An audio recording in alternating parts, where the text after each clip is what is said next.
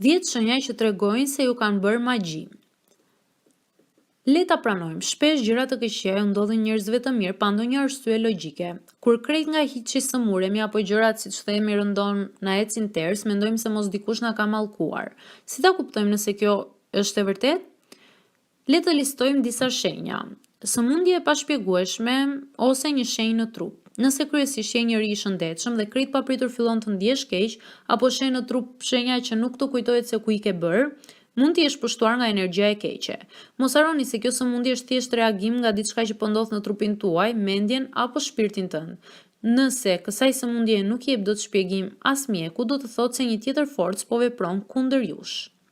Fati i keq të përndjek. Historikisht e ke njohur veten si njeri me fat të mirë. Gjërat krejt papritur ndryshojnë pa një arsye specifike.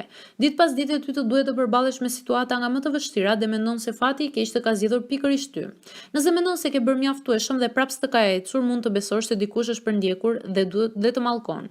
Fati i keq përfshin problemet financiare, probleme me shëndetin, aksidente, probleme me pajisje teknologjike e të tjerë. Je përfshirë në një luftë shtrigash.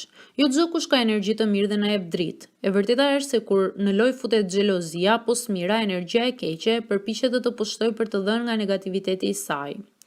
Gotat e thyera. Keni gjetur rastësisht në shtëpi copsa gotash të thyera? Nëse po, kjo është një nga shenjat e magjisë së keqe e njohur për shekuj me radhë.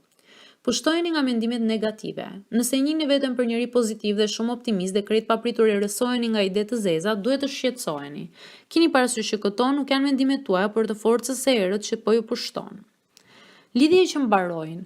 Ndarjet e papritura janë një shenjë tjetër mallkimi. Krejt papritur mes jush lindin probleme, nisin zënka për gjëra të kota dhe ju duket sikur thjesht se duroni dot më njëri tjetrin.